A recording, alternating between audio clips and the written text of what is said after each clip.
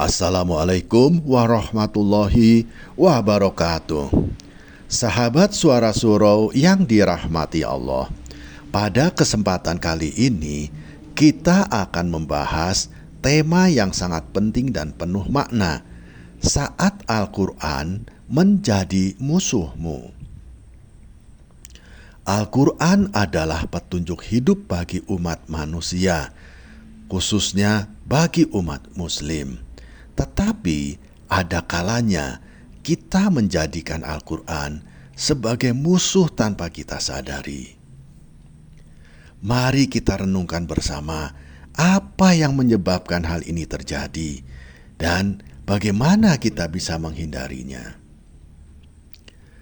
Al-Quran adalah kitab suci yang diturunkan oleh Allah Subhanahu wa Ta'ala kepada Rasulullah Muhammad Sallallahu Alaihi Wasallam sebagai petunjuk bagi umat manusia.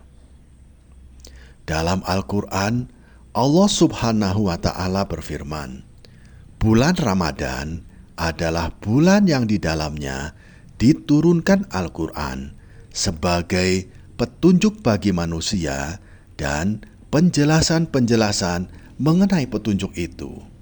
Quran Surat Al-Baqarah ayat 185. Al-Quran memberikan kita bimbingan dalam setiap aspek kehidupan, dari masalah ibadah hingga hubungan sosial. Namun, ketika kita tidak mengikuti petunjuknya, kita bisa menjadikan Al-Quran sebagai musuh kita sendiri. Ada beberapa alasan mengenai mengapa Al-Quran menjadi musuh bagi kita. Yang pertama, mengabaikan bacaan dan pemahaman. Ketika kita tidak membaca dan ketika kita tidak memahami Al-Quran, sesungguhnya kita kehilangan petunjuk hidup yang telah Allah berikan. Rasulullah Shallallahu Alaihi Wasallam bersabda, Al-Quran adalah hujah bagimu dan hujah terhadapmu. Hadis riwayat Muslim.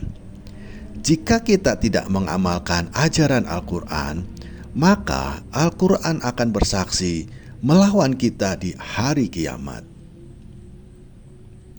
Yang kedua, melanggar perintah Al-Quran.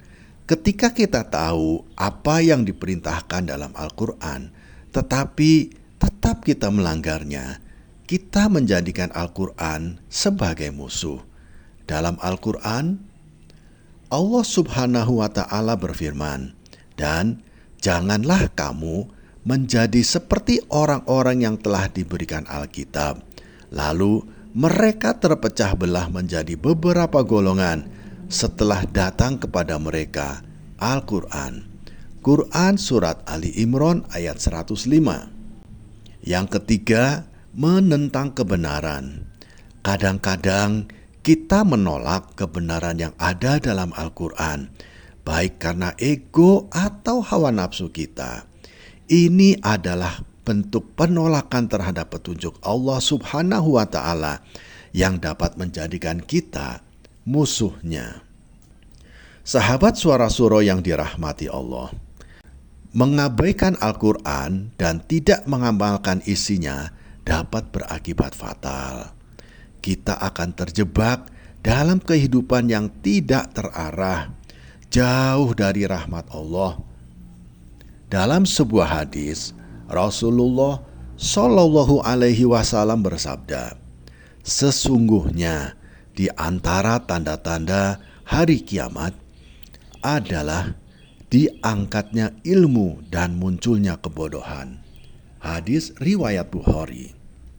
Ketika ilmu Al-Quran tidak dipegang teguh, kita akan tersesat dalam kebodohan dan menjauh dari jalan yang benar. Penting bagi kita untuk memperbaiki hubungan kita dengan Al-Quran. Bacalah Al-Quran dengan niat yang tulus, pahami maknanya, dan amalkan dalam kehidupan sehari-hari kita.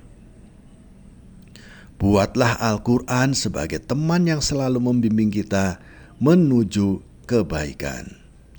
Allah Subhanahu wa Ta'ala berfirman, dan kami telah menurunkan Al-Quran kepadamu, agar kamu menerangkan kepada mereka apa yang telah diturunkan kepada mereka. Quran Surat An-Nahl ayat 44. Sahabat Suara Suro yang dirahmati Allah, mari kita jaga hubungan kita dengan Al-Quran agar tidak sampai menjadi musuh kita sendiri. Kita harus menyadari betapa besar manfaat yang terkandung di dalam Al-Quran. Dengan mengikuti petunjuk Al-Quran, kita akan menemukan jalan menuju kebahagiaan dan keberkahan di dunia dan di akhirat. Mari kita panjatkan doa kepada Allah. Ya Allah, ya Robbi, berikanlah kami pemahaman yang baik terhadap Al-Quran. Jadikanlah kami hamba-hambamu yang selalu mengamalkan Al-Quran sebagai penolong dan bukan musuh di akhirat nanti. Amin ya Rabbal Alamin. Sahabat Suara Suro yang dirahmati Allah, terima kasih telah menyimak hingga akhir. Jangan lupa untuk subscribe, like, dan bagikan video ini. Semoga pesan ini menjadi pengingat bagi kita semua untuk terus mendekatkan diri kita kepada Al-Quran. Wassalamualaikum warahmatullahi wabarakatuh.